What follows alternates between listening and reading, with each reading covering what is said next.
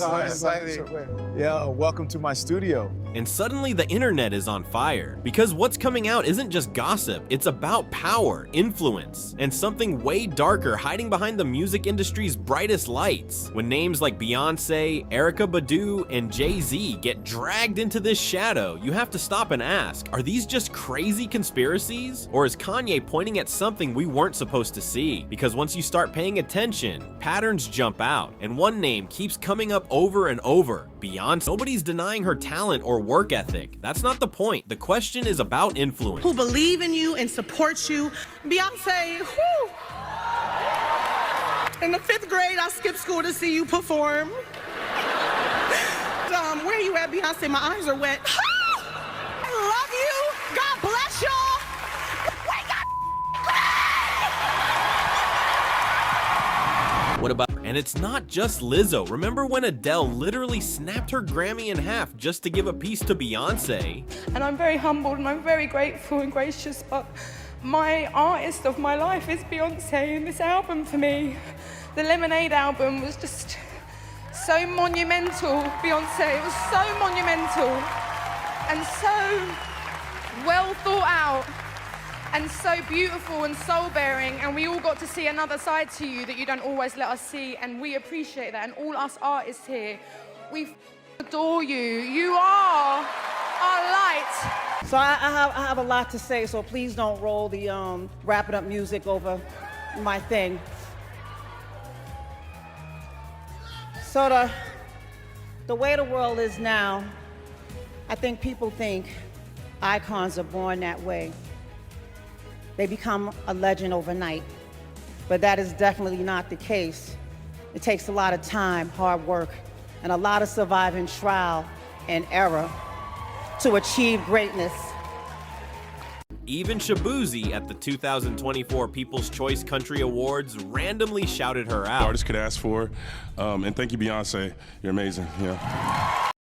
What did Beyoncé have to do with this guy winning? Now, pause. That's not normal industry behavior. Gratitude usually flows up to mentors and pioneers. So why does the whole pyramid flip upside down when Beyoncé walks in? Is that just respect? Or is something else steering those moments? And this is where it gets uncomfortable, because people went back to the 2009 VMAs. Back then, everyone called Kanye crazy, disrespectful, out of line. But now, a totally different question is floating around. What if he wasn't interrupting, but redirecting attention away from Taylor? Think about it. If Taylor had just stood there, accepted the award, and never acknowledged Beyoncé, would her career have stalled? Was Kanye actually trying to protect her? That changes the whole story. And suddenly, old rumors that used to sound laughable aren't so funny anymore. Like what happens before Beyoncé even steps on stage. Closed door prep, candles, specific formations. People describe it as ritualistic. Fans say it's just artistry, but others who've been in those rooms say the energy felt heavier, more intentional. Then there's Sasha Fierce. Was that just a stage persona or something deeper? Even Beyoncé once said Sasha takes over when she performs. Then you've got 2018. Kimberly Thompson, her drummer for 7 years, suddenly files legal documents accusing Beyoncé of extreme behavior, harassment, monitored phone, even spiritual attacks. Went and killed the girl Cats.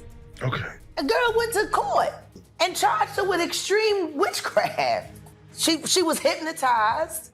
She was dragged. Beyonce came and she was in there eating on her and while she was asleep. No snacking on his people cats. And guess what? They wouldn't give her the restraining order. They just told her to stay away from Beyonce and work for somebody else. Guess what? She's having a hard time finding work too. Which is interesting because she's a brilliant musician. She was trained at the esteemed Berklee College of Music. Handpicked by my very good friend, Terry Lynn Carrington. Dr. Terry Lynn Carrington. The case got dismissed, but here's what stuck. Why would someone torch their own career with claims like that? And afterward, she struggled to find any work. Maybe that's just how the industry works. Or maybe that's where the real questions start. And once you connect the dots to Jay-Z, Diddy, private gatherings, influence beyond music, old tragedies get pulled back in, like Aaliyah, her passing, rumors that never fully died. Who stood to benefit? But the fact that people are still asking questions 20 years later, that says something. Then there's Pimp C, outspoken, unfiltered. Before he died, he hinted at behind the scenes Machine's dirt, and the streets have been loud about a tape he had. That's right. So Involving a major R and B star. Pimp C died in 2007, officially lean complications and sleep apnea, but people close to him never got closure. Something, like, you know what I mean? And the most I could get was, I never got if the door was locked or not, I had to break it down. Because if the door wasn't locked, that means somebody left out. Right. If the door was locked, that means he felt good, he locked it, he was in there. Right. It's a whole different level of what happened. A lot of shit goes out the window if I just know that part. Right. But then, it's like, I heard some clothes on or something, I don't know, like, I don't really know if all this is true, but I just heard parts like, I'm like, what happened to my guy? Right. And then they come out with the official, it was a mixture of some stuff, the prescription and something else or something that I don't really know. But with me, I never really heard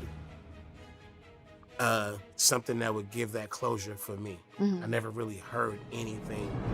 You know, they tell me Beyonce's a witch and like that, that we should be scared. Yeah, okay. Yeah, she's an Ifa. So when she wears her yellow, that's Oshun. Oh. You know, riches and beauty and love and all of that, which I can see why she's connected to Oshun. But yeah, so it's another kind of tradition. So now, step back.